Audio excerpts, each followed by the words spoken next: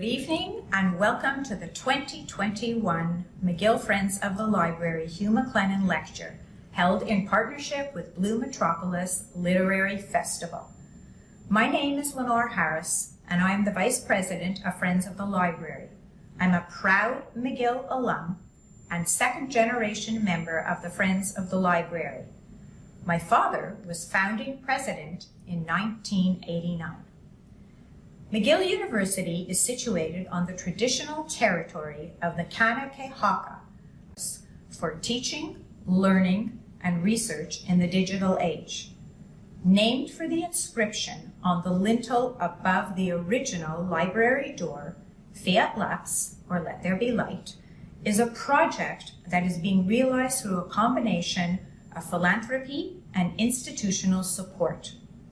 I would like to recognize Colleen Cook, Trenholm Dean of Libraries, for her vision, steadfast focus, and unswerving dedication.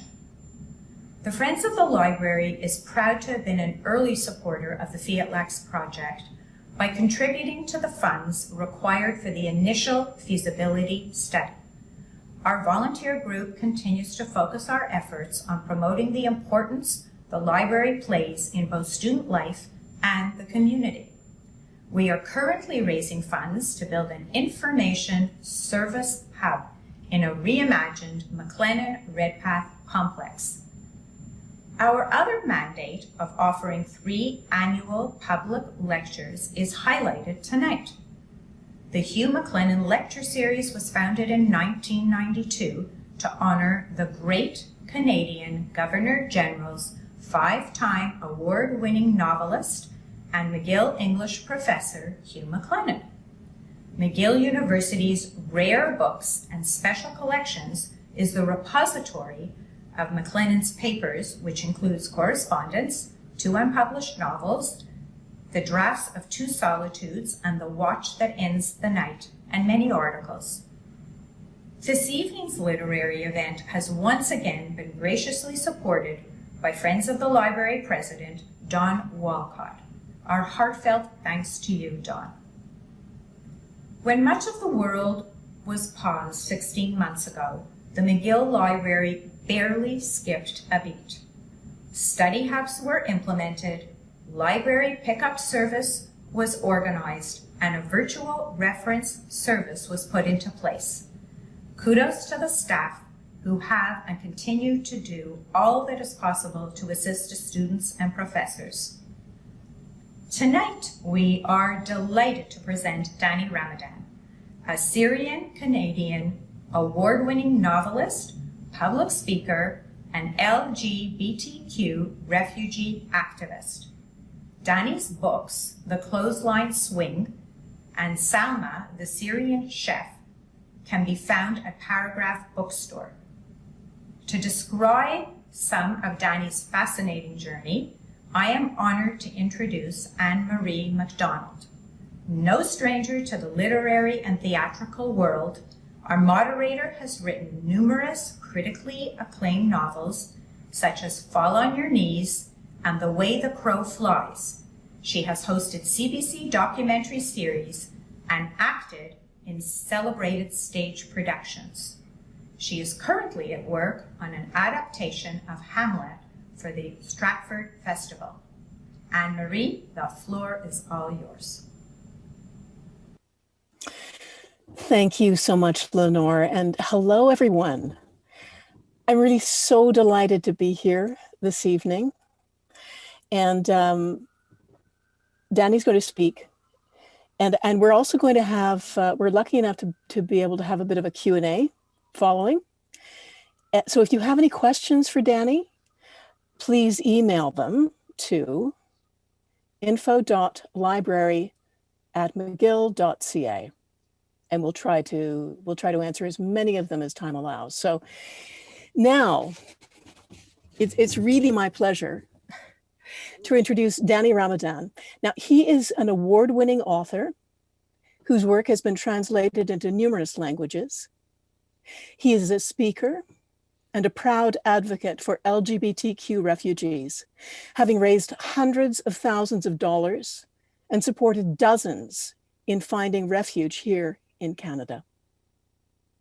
He is a Syrian-Canadian who himself came here as a refugee in 2014 and ultimately settled in Vancouver.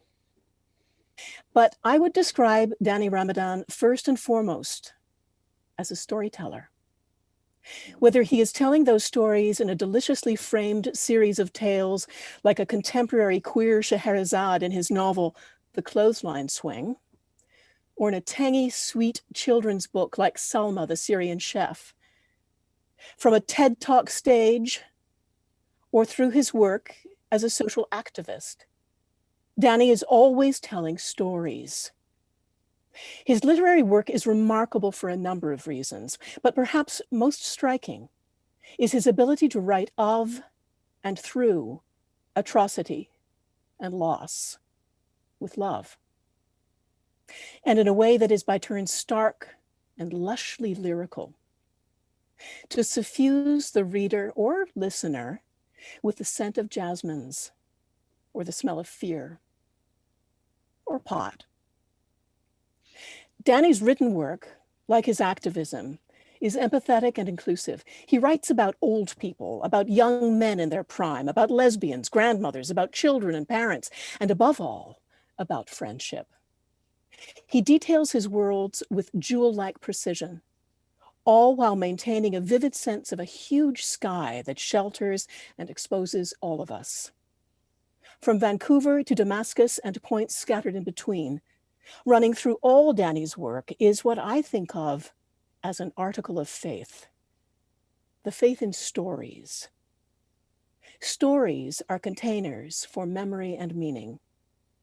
The containers can be tiny, they can be huge, but in this case, size does not matter. There is the magic of multitudes in the palm of one's hand. Stories keep us and our world alive, sane, whole. It gives me great pleasure to welcome Danny Ramadan, a beautiful storyteller, a fearless Hakawate. Oh, thank you so much, Anna Marie. What a wonderful, wonderful introduction. You honor me. You bring me so much joy by listening to you today. Thank you so much for that wonderful introduction. And thank you to the Friends of McGill Library folks for inviting me to be the lecturer today.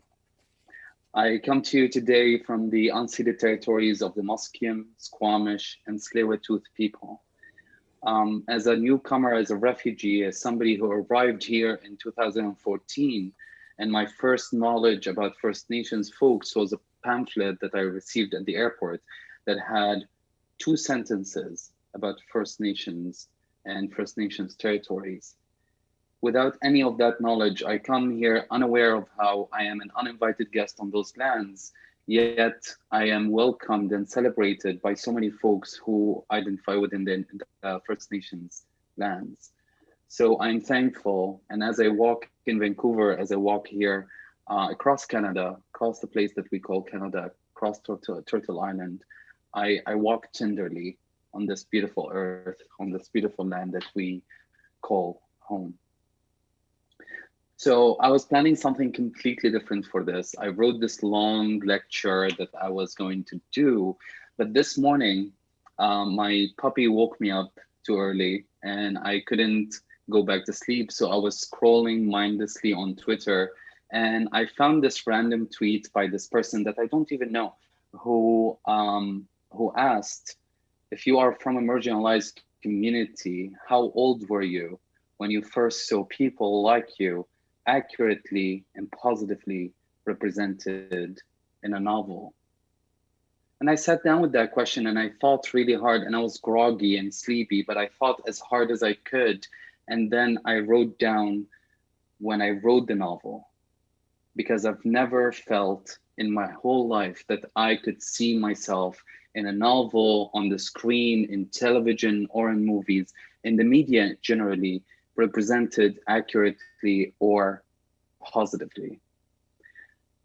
When I talk about my writing, when I talk about the things that I do for in my fiction, be it, or in my activism, I think about the tremendous challenge that I have in front of me, because you all know what Syria is, or at least you think you do. You all have this mainstream, endless pressure from everyone around you to give you this ready-packed idea of what Syria is. This endless desert opened in front of your eyes, those fighters with dark features carrying long swords, this destruction that happened to a country on the other side of the world.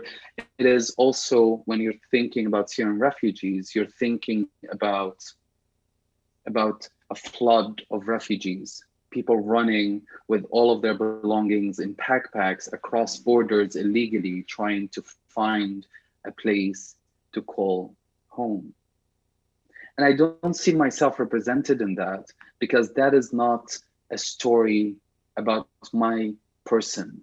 It's not about who am I or my unique personal experience. It is in itself an overgeneralized story that rarely, if ever, speaks the truth from the perspectives of Syrians.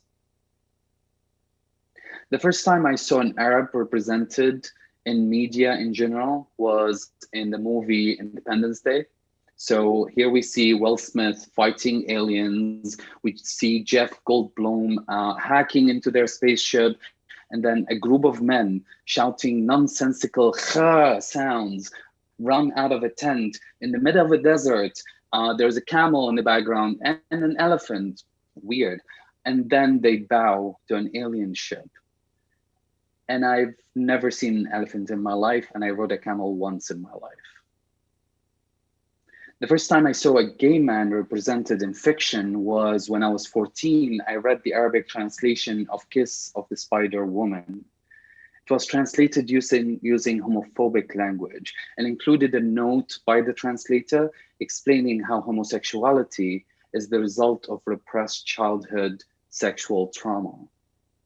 And as a 14-year-old, I looked into my life back then and I'm like, I don't have any sexual traumas. So why am I feeling the way that I'm feeling? The first time I saw a refugee represented in media was in the comics. Think about it, it's Superman. Superman who arrived from an alien planet all the way to become an American symbol. What allowed him through the door though, what provided him with the acceptance, what allowed him to be a symbol of the Americans, carrying the American colors and flag on his shoulders, is the fact that he looked white. On the other hand, there's another refugee that we see in comics. It's Martian Manhunter, who is equally powerful to Superman. And he actually tops him because he is shapeshifter as well. And he cares about humans the same way that Superman does. But because he's a refugee who looks different, who looks scary, he earned the name Martian Manhunter by the community around him, forced him into a name like this, made him into a rejected superhero by the people that he intended to protect. So as a queer Syrian man with a refugee experience, I've rarely seen one of those different identities represented in the media positively. And I've never seen anyone who looked like me, who has the same experiences as I have, who's also queer, who's also Syrian, who's also going through the refugee experience, until I wrote the Clothesline Swing. And it's interesting to me to think about the Clothesline Swing. So I released the Clothesline Swing, this is the book. I released it in 2017 from a tiny little publishing house here in British Columbia, in a tiny little community called Gibson. And they loved the book, they trusted in the book, and they released it to the masses. And back then, 4 years ago, when I released the book, almost to the day, 4 years ago, when I released the book, I get the question all the time. I got the question all the time, is this book autobiographical? And of course, back then in 2017, while I'm still dealing with my traumas, while I'm still trying to reach healing after the experiences of leaving Syria, of coming here to Canada, of trying to find belonging here in Canada, my answer was a steady no. This book is completely fictional. And storytellers are the biggest liars out there. So the answer in reality is it is and it isn't. It is autobiographical and it really isn't. It is inspired by events and stories that I went through myself, but at the same time, it is a book that includes a lot of my abilities as a storyteller. It includes a lot of my ability as a fiction writer. What I'm going to start with, actually, I'm going to read you today from a scene in the book that rings quite true to who I am as a human and about my childhood in Damascus. So I'm reading from chapter 10, I believe 9, The House with the Belvedere in the Clothesline Swing. I was born in my grandfather's house in Damascus. My father was 19 and my mother was 17. He heard my mother scream. He heard a short, snappy cry and saw the midwife leave the room holding a blanket, covering a red being that made vague gestures with its hands. Pray in his ears, the midwife whispered. Kabbar in his ear. My father, young, silly, unaware of what awaits him, held my body and whispered in my ear, Allahu Akbar, Allahu Akbar. Allah is great. You see, in the mid-80s, you would only hear those Allahu Akbars spoken outside of mosques when a baby was born or when they were screamed out loud as a sign of total astonishment.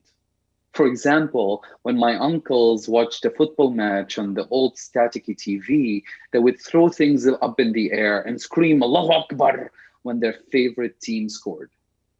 The next evening, one of them would be sitting with friends who had seen the same match, smoking argile under the white neon lights of a cafe in old Damascus. They would be drinking tea and my uncle would be telling his friends about the goal they all had seen the night before. We weren't sure we'd make it, ya zalame, he would say. Suddenly, Allahu Akbar, we won. The meaning of words changes with time. 30 years later, Allahu Akbar scares the word and injects fear into the hearts of millions. Dark-featured fighters carrying long swords were beheading people while screaming Allahu Akbar with the same amusement my uncle had for their football matches. Growing up in Damascus as a gay man was definitely an interesting thing to go through, mainly because when I'm in those kind of settings, when I'm on a panel or when I have a reading and then people tend to ask questions, one of the questions that I always get is, when did you find out that you were gay? And that question is almost ridiculous in how funny it is, because I don't recall a moment of revelation of some sort. My sexuality did not appear to me at the tail end of a rainbow. I wasn't walking in the streets of Damascus and then I tripped on a rock and fell face into homosexuality and ended up being gay. My sexuality as a child was a void, was a space empty of anything. And then slowly but surely, as I was coming to maturity, I was coming to my age, I knew that I was gay. So there wasn't a revelation there. But at the same time, knowing that you are growing up to be a gay man in Damascus, specifically when I come from an under the poverty line, working class family that is dysfunctional by nature, I knew that the society around me wouldn't accept me. I knew that my queerness was in a way rejectful of everything the society speaks for. Of course, now 30 years later, 20 years later, I suck at math, so don't hold it to me. I'm 37, I was 16, so a million years later, basically. Um, I I look back and I find it really funny that my society in Syria was rejective of my homosexuality, because up until the 1861 marriage between two men was totally acceptable in Syria. And then the French and the Brits came with their Victorian laws and changed the mentality of the country. And then scholars of Islam decided to use that to hold on to power by villainizing queer folks in Syria. So up to less than 200 years ago, I would have been accepted in my home country.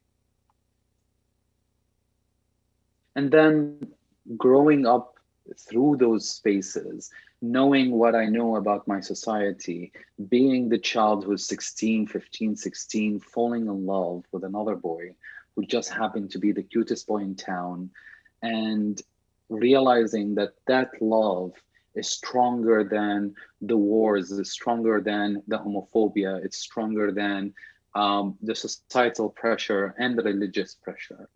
Knowing that that love, that queer love, is by itself is resistance. That truly spoke to me. And I think that's why I've never questioned my sexuality in that way. I've never thought that I'm the one who's wrong. I always knew that the world around me is not ready yet. I'm going to read you a love scene from the Clothesline Swing that speaks to that. I read this love scene quite a lot because I love it. I think it's very poetic. I think it's lovely. But also because I think that two queer men having intimate time is more powerful than war itself. I lost count of how many times we woke up at 3 a.m. to the sound of distant explosions coming from the other side of the city. The calm in the streets carried the sounds of war swiftly to our ears and woke us up, frightened and lonely. You whined one night, half asleep, pulled out of your land of dreams, worrying that the explosions were too close to us. I brushed your hair with my fingers, calming you down. It's firework. It's just the sound of fireworks, I whispered, and you went back to sleep. One night, the explosion was too close. It shook the apartment and woke us both up. We heard the explosion and thought it might have happened right outside our street. It was followed by the sound of machine guns rushing through the streets. We crawled on all fours as we escaped the exposed bedroom to the windowless bathroom. I laid down in the bathtub, and you rested your body upon mine. Your eyes were wide open, like small white dishes. You shivered and started to bite your lips. I got you, I whispered, and hugged you closer until the sound of machine guns morphed into an unrecognizable noise.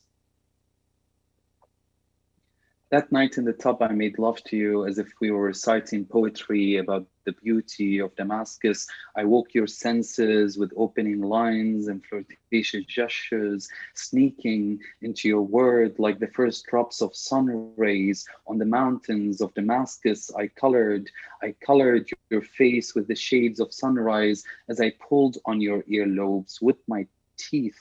I roamed the corners of your body like a lost traveler exploring the old sleepy streets of the city, knocking on the doors of your soul with the tips of my fingers. I turned your body around and I tickled your feet, and you laughed like a child in an amusement park. I murmured whimpers of pleasure in your ears like the sighs of an old wooden bridge, aching under the pressure of the souls it carries. I joined my body with yours and we moved as we were slipping up and down the hills of Damascus. I printed breathless kisses on your forehead while I let your body slip away from mine, covered in my bite marks and glorious sweat.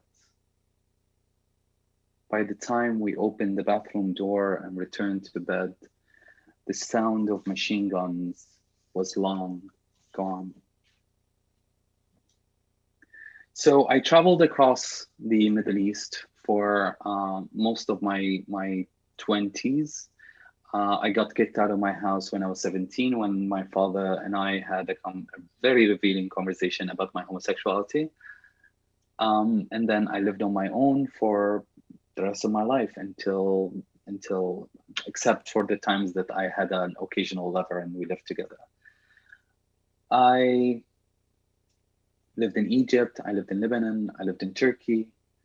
And in 2011, when the Arab Spring started happening across the Arab world, I felt a calling to go back to Syria. At the time, I was doing journalism, which I swore off of. I'm never going to be a journalist ever again. But at the time, I was writing for The Guardian and Foreign Policy about the uprising in Egypt. And there were whispers that Syria is going to be next, that a revolution is going to take place in Syria next. So I packed my bags and off I went back to Damascus. And after I left Damascus for a good 7 years. When I went back in 2011, Damascus looked different. You see, in my childhood, Damascus was the place I felt the safest. And I know that in your head, Damascus is a place of destruction, but in my head, it's the place where I kissed a boy for the first time, where I wore shorts for the first time, where I climbed a tree for the first time. Damascus for me is the sound of Arabic, where somebody would tell me a joke and I will get it right away. It is the way the sky look at night. It's the echoes of the calls of prayers from 1,000 mosques happening all at the same time, gathering like a choir, bringing spirituality to the city. But when I came back in 2011, the regime has been quite brutal for years now. The economy has fallen apart. The city looked tired. Winter took hold of the whole city and wouldn't let it go. It was cold and raining, and it was as if everybody was self-isolating. But I needed to find my place in Damascus. So I started working under a fake name with the Washington Post, and I started writing articles for The Guardian, continued writing articles for The Guardian, and I rented my own apartment and I lived on my own in Damascus. What I failed to realize is that I had so much privilege by having my own apartments because, as you see, according to the way the Syrian community is built, you live with your family until you hit a certain age, and then be it a man or a woman, you get married, and then you go and live with your new family, basically. But a queer man living in Damascus with his own apartment has a safe haven for other queer folks to come in and feel that they can be their true selves. Because you can't be your true self as a queer man in Syria, in your family home, in the streets, in private spaces. You just can't be yourself. So I turned my house in Damascus into an LGBTQ plus center of sorts. And it's not like I had a 5-year strategic plan. I didn't have a board of directors. There wasn't funding from foreign parties interested in bringing homosexuality into Syria. I was literally a gay man hanging out with my best friend who happened to be a lesbian woman. And one night I called a couple of my gay friends and they came over, and she called a couple of her lesbian friends and they came over. And suddenly we have had this fantastic space where we gathered. And then slowly people started telling people about it. And in 6 months, we ended up being around 150 people, queer men and women, some trans folks as well, who find safety in that place. I used my tech savvy background, and I downloaded some illegal movies in Syria. And we started watching queer focused movies like The Birdcage. We started watching documentaries about queerness in the Arab world. We started watching the Vagina Monologues, and which was a big hit with my lesbian friends for sure. But we ended up building a community around that house. And then in 2012, in May 2012, I was arrested in Syria. And I don't like to talk about it, so please don't ask me about it. But 6 weeks later, I was released from prison, and I ended up becoming a refugee in Lebanon. 2 years later, I became a permanent resident in Canada. And it's interesting to me to talk about it in such a short sentence. It's quite interesting to me to look at it from that perspective, because in those 2 years, I sat down and I lived a full life in Lebanon.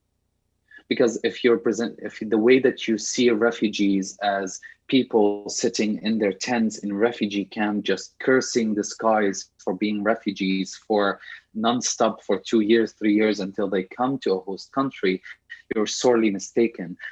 For those 2 years, I fell in love. My heart got broken. I met other people. We partied. We went to beaches. We tried our very best to live life to the fullest that our situation allowed us, without losing that sense of who we are. And I think that experience, finding joy in the heart of darkness, is really what matured me into the author that I am today. Because I don't think of trauma as a space that only challenges present themselves. It's also a place where we seek joy to uplift the day-to-day life. It's a place where we show resilience to ourselves before to show it to others. And during those 2 years, I wrote the Clothesline Swing. And when I wrote the Clothesline Swing back in Beirut, I didn't know that anybody would read it. Anne-Marie was warning me that one of the questions later that she's going to ask is, why did I leave my characters nameless? Because I felt that I'm the only person who's going to read it, so I didn't need to name those characters. It is such an intense feeling that when I came here to Canada and wrote that book, that truly helped me, that truly gave me something to do during those 2 years of refuge in Lebanon, gave me something to do to deal with my, at the time, yet to be diagnosed post-traumatic stress disorder, and saved my life, really. So this book truly saved my life. Writing this book truly saved my life. And then I came to Canada, and of course, the authors among you know that publishing is the hardest thing possible. But then I sent the Clothesline Swing to the big publishing houses across Canada. And within weeks, people were coming back to me being like, yes, we would love to publish you. Which you know and I know is quite impossible, really. So my question was always, what is the catch? And I think at the time in 2014, when I came to Canada, the Canadian society was not ready to read the refugee story from the perspective of the refugee, except if it goes along with the mainstream version of who we are. Because every one of those editors came back to me with notes about wanting to turn the novel into a memoir, about wanting me to drop characters that are fantastical in the novel, about wanting me to drop this whole project and start with writing nonfiction, about wanting me to start the narrative with homophobia is really all over the place in Syria, and end the narrative with, I arrived at the airport in Vancouver, everything is fine now. And I that's not the story that I went through, and that's not the story that is authentic to me. So I held on, and I held on until 2017, until the folks in Nightwood Editions decided that they're going to publish the book the way that I wanted the book to be published. The first print of the book was 300 copies that sold in less than a week, and I honestly didn't expect that. The book ended up on Canada Reads. It ended up winning multiple awards. It was translated to Hebrew, to French. It was released in the UK. Its latest translation is to German, and it launched my career here in Canada as a journalist. So I feel like I can talk to you folks forever because I'm about 2 minutes away from ending my speech, but I just wanted to say that I wish I grew up in a place where my identities, all of them, were represented accurately and positively in the media sources that I consumed. I wish that I didn't have to be the one who opened up my heart, poured my blood on the pages, broke my heart over and over with my stories and put them out there. God knows now, years later, I know how to protect myself. I know how to navigate my artistic self and my quite naive, broken self separately. But I wish I didn't have to. But at the end of the day, when I did, it flowered. It blossomed so beautifully, and I am so proud of it. I'm proud of the work that I did here. I'm proud of the work that I presented in Canada. I'm proud of the work that I now presented across the globe. I'm proud of my identity. And I think it's fair. I think it's fair for me as somebody who's proud of my identity to want that identity to be there. In 2018, I was at a reading and this person asked me what is my next project is, and I started talking about my next book. And my next book is about two gay Syrian refugees. One of them is in Syria and the other is now in Vancouver. And the guy interrupted me mid-sentence and was like, but didn't you just write that? Wasn't this the story of the Clothesline Swing? So my next work is a big FU. Sorry, a big FU to the person who said that to me back then, because every story is unique. And I can be obsessed about Syria, obsessed about the queer Syrian refugees, and write about them until the end of my days. And I will continue giving you unique stories every single time.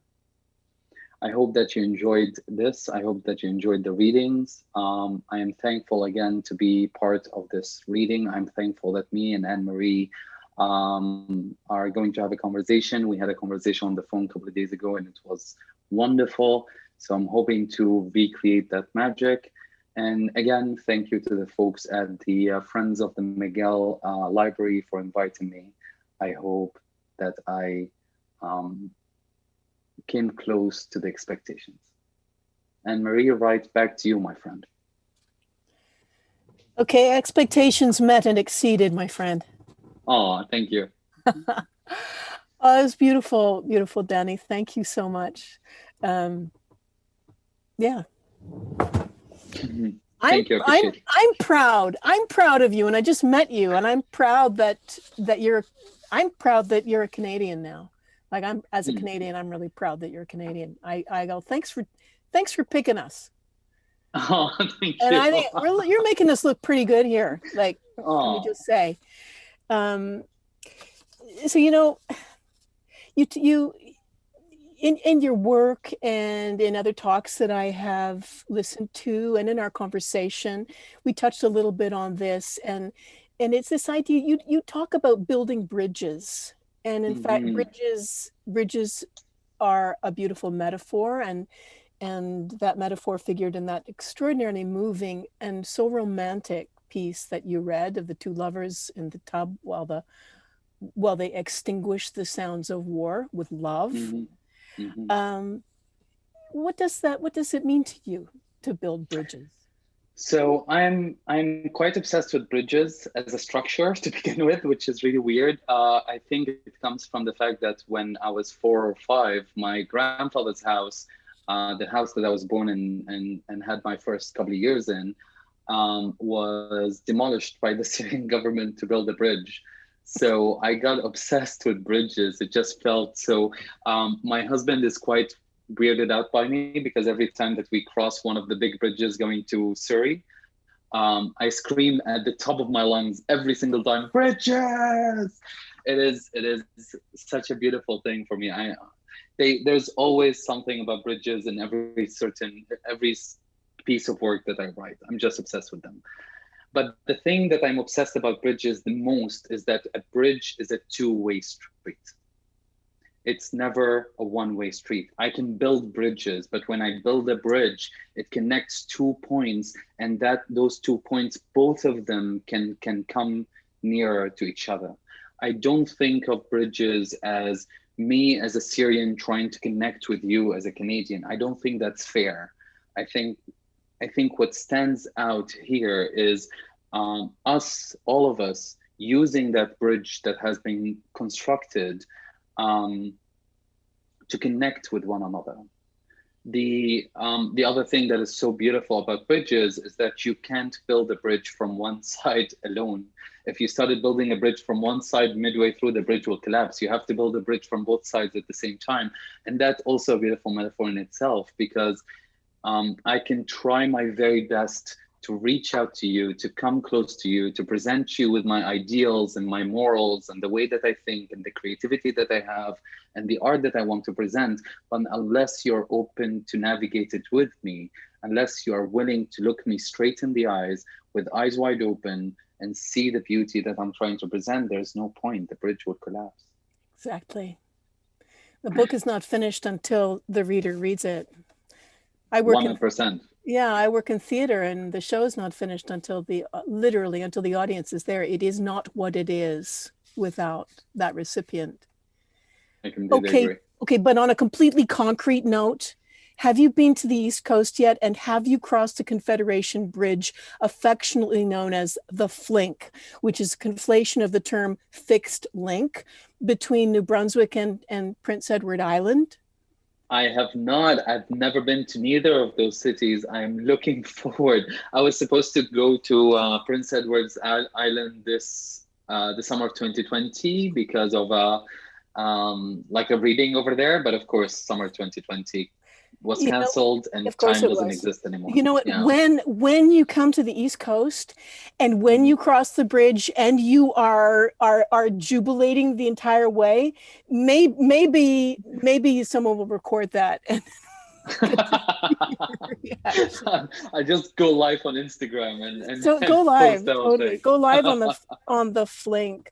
You know what's so first and foremost is your writing is so incredibly empathetic. And can you speak a little bit about the role of empathy in art and imagination, the relationship between stories and healing? I think the biggest misconception about empathy is that it's an active thing. I don't think empathy is an active work. I think empathy is about opening a space and actively listening and actively allowing somebody else to be themselves. And I think that that's something that I use in my art quite a lot. I write characters that are outside of who I am. I'm not, to my knowledge, I'm not a lesbian. So, and I write characters who are, and and I think the thing that helps me access that space is finding the common ground and then opening the space for the character to speak their truth through my interactions with other folks who identify within those spaces.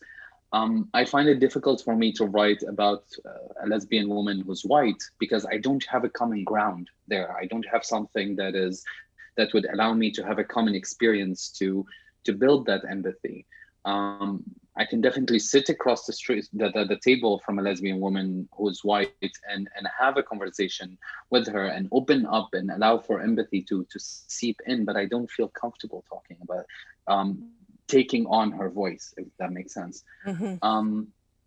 but I do feel comfortable talking about folks that I can feel that truthful empathy with, um, through a shared experience, through an experience like both of us being refugees, or both of us being people of color, or both of us being from Syria, or both of us being really geeks and love Marvel Cinematic Universe. Yes, you know what? Full disclosure, I'm working my way through the Marvel oeuvre at these days. Yeah, and it's awesome. Nice. I'm there with my teenagers. Um, so you were in Beirut when you wrote the Clothesline Swing? I was in Beirut, which explains how two gay men who are refugees afford a detached house in the West End in Vancouver. Because I did not know anything about Vancouver's West End, but I set them right there in a detached house in Vancouver. Wow. So you wrote it set in Vancouver before you moved to Vancouver. Yes. So, Wow. well, of course, when I came here to Vancouver and started to get to know the city, I went back and through editing with my editor, with myself, I ended up refining the details about Vancouver. There are also two chapters that were written in Vancouver. I think the 10th chapter and the 11th chapter. Yes, the 10th and the 11th are chapters that were inserted into the book after I deleted two chapters that, well, they're still here somewhere, hidden somewhere in my laptop.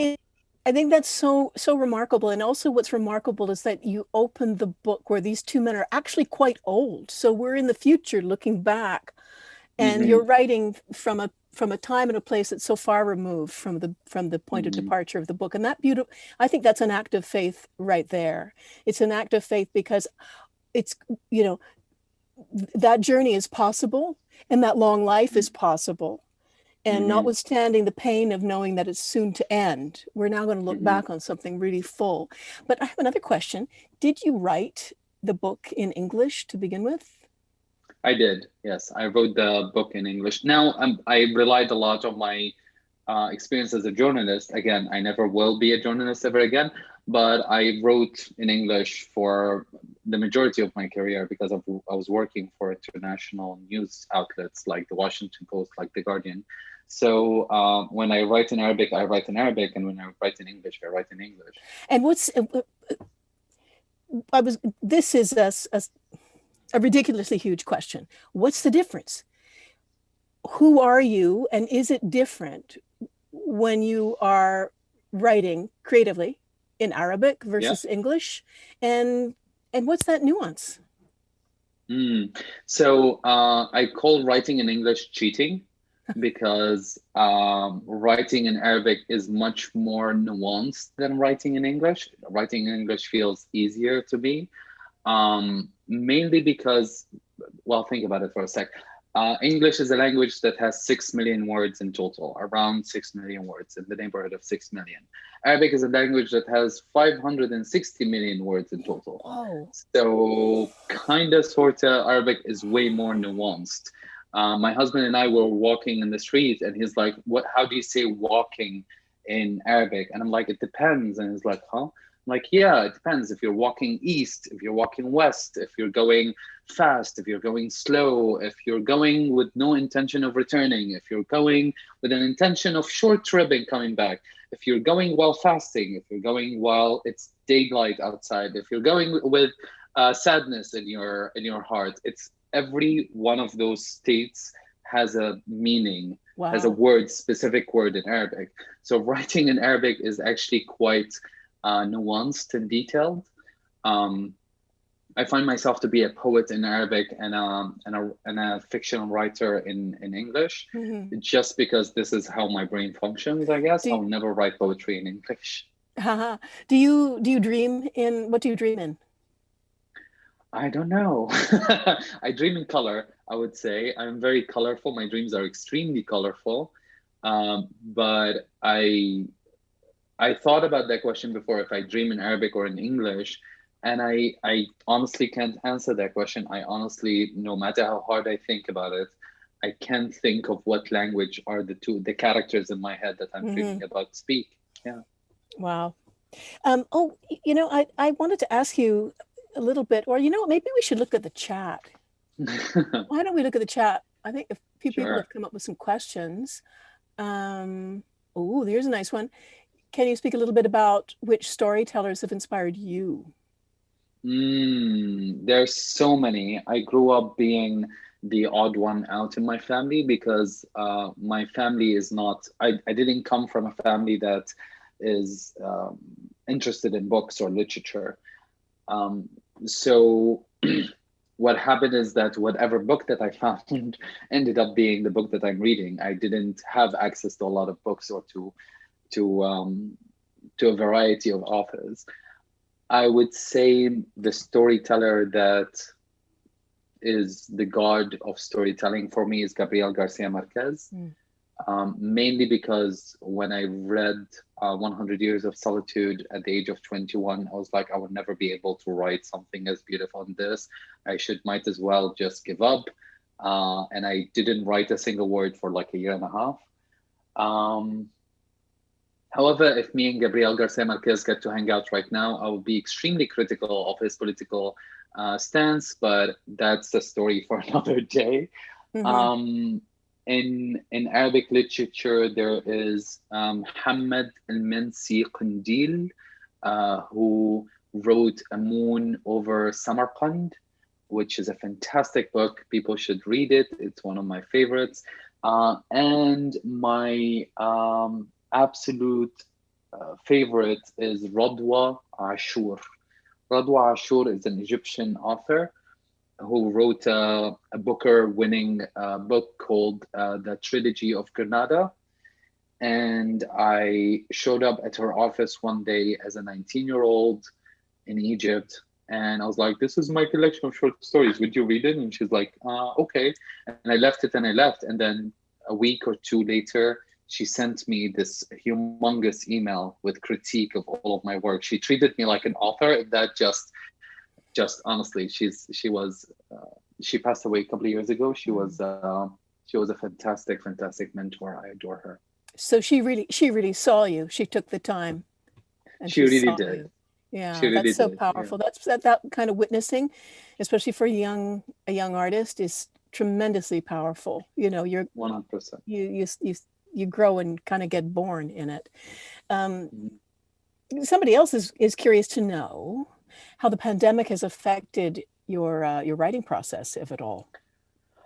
So regardless of the pandemic, I'm a hustler and I have contracts to meet and deadlines to work towards. I had my book Salma the Syrian Chef, my children's book Salma the Syrian Chef, which came out on the 20th of March 2020. So a week after quarantine started. So all of my book tour got canceled, but I ended up, again, relying on my tech savvy background, creating a book tour online and creating a buzz around the book on Twitter, on social media. So it ended up being quite successful. And I just received yesterday the German version of it, which also it's such a feeling that people are reading my work in a language that I don't read. It is such a weird feeling. Like, if you read French and you read the Clothesline Swing in French, can you please tell me if it's any good? Yeah. I'd really appreciate that. Yeah, see, actually, I bet somebody out there has or could, and I'm sure that feedback would be much appreciated. Can you tell us a little bit about your upcoming novel, the new one, The Foghorn Echoes? Sure. So The Foghorn Echoes is coming out of Penguin Random House in 2022. We're thinking May or June 2022. We haven't settled yet. The story takes place, the first chapter takes place in Damascus. We meet two best friends who are 15, who are navigating young love. And then something extremely traumatic happens and separates the two boys forever. The story picks up 10 years later. One of them is now in Vancouver, a Syrian refugee in Vancouver. And the other is a displaced citizen within Syria, a homeless man, basically. They're both are still quite traumatized by the experience that happened 10 years before, but both of them are dealing with it in different ways. The way that our lizard brain functions. So the Vancouver one is dealing with it with flight. He escapes everything. He refuses to be present in the moment, while the Damascus one is dealing with the same trauma with fight. He's trying to figure it out. He's standing in the face of that challenge. He's trying to grow out of that trauma. And I'm not judgy in who chose the right way. I think everybody chooses their way of dealing with trauma. And I'm hoping that that's the message you'll get from reading that book. Well, I'm looking forward to reading that. And it doesn't sound anything like the Clothesline Swing. It's actually totally different. And okay, so a little bird, i.e. you, told me that you're also working on a memoir. I am. Crooked Teeth. So for you who read the Clothesline Swing, it's a preview of the memoir. I promise to be honest in the memoir. It's also coming out of Penguin Random House in 2024, so a couple of years from now. I'm already midway through the first draft. I had to take a break, to be honest, because I reached a point where it was a bit challenging and emotional for me to continue. So instead, I am writing a children's book again, just to have something beautiful in the background happening rather than just trauma coming with the memoir. Yeah, absolutely. And I loved Salma, the Syrian Chef, by the way. Thank you. I absolutely loved it. Thank you. So, speaking of, it's like we're going back and forth between trauma and joy, and that's realistic. But it makes me think of a moment in the Clothesline Swing where the protagonist is on English Bay. And there's a beautiful line to the effect that I was, after 2 years of dealing with issues that I did not know I had. And he finds himself in English Bay, and he has this moment in the sunset where and I'm going to paraphrase what is actually a beautiful and nuanced, albeit English, rendering of a moment to the effect that he realizes that he is home.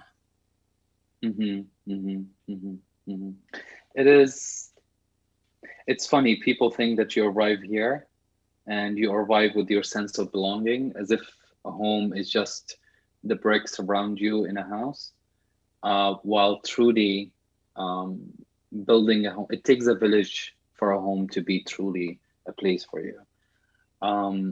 I personally arrived here, in the first 2 years of my life here were extremely difficult. I might even venture to say that they were more difficult than the 2 years of refuge in Lebanon, because in Lebanon I knew that I didn't belong, so the struggle made sense. But here I felt that I didn't belong yet, so the struggle didn't make sense.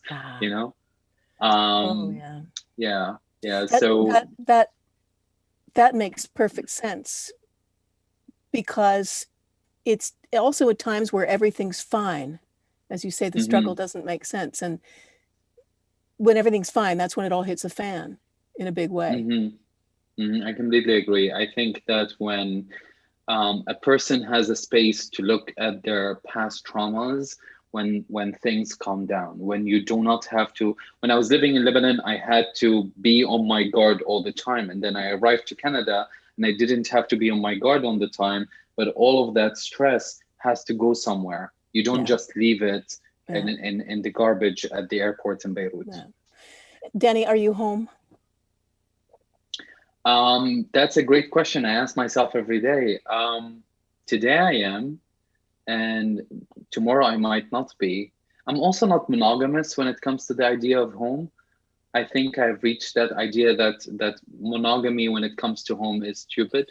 I'm home right now in my own apartment, and Vancouver might not feel like home tomorrow, but might feel like home the day after. And Damascus feels so far away and impossible to reach, but it's still home.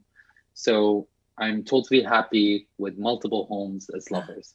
Well, I'm grateful to know that Canada is one of your homes now, and that we have you in the flesh in real time. I think I think that's all we have time for. But I am going to take a moment because I want to remind all of you to buy the books. Okay, that's why we write them, so that you will buy them and read them and share them and cherish them. So better yet, buy Danny's books from Montreal's own Paragraph Books. And they are the partner bookstore for this lecture. And I think that their website or the address we put up. And now to close out this beautiful evening, I'd like to welcome back friends of the library chair, Don Walcott. And thanks again, Danny. Thank you. Hello. Thank you so much for what was a really fascinating talk. To be able to enter into the mind and the passionate heart of a storyteller, an activist, and a writer, it was just amazing. Thank you, Danny, for such a wonderful lecture. Anne-Marie for being such a wonderful moderator. To me, it was a real meeting of minds. It was more than just a lecture. It was really just fantastic. On behalf of us all, may I thank you very, very much for a wonderful lecture. Thank you. I would also like to take this opportunity to thank the events committee who organized this lecture under the very able leadership of its chair, Lenore Harris. And I would especially like to thank Shelley Pomerantz. She suggested our two speakers and helped with making the arrangements with them and did so much with such positivity and enthusiasm. Thank you, Shelley. Also, Kate Williams, who with her magic command of language helped us to develop the communications for this event. And finally, the person who presides over us all, our wonderful Trenham Dean of Libraries, Dr. Colleen Cook. The remarkable combination of Texas grit and Southern charm, who has transformed our McGill Library system into an organization ready for the 21st century. I would also like to recognize our long-term partner, Blumet. We have together put on so many wonderful lectures. It was great to be working with you again. And as Anne-Marie said, and to Paragraph Bookstores, who's been such a long and strong supporter of the series.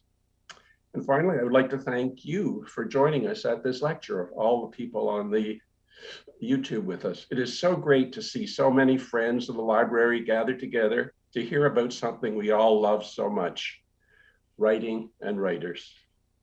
Thank you all. And why not, during COVID downtimes, read a book? I can even think of a couple of excellent ones suggested today.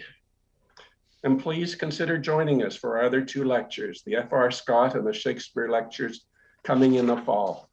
And now, thank you all. Have a good evening and stay safe. Thank you.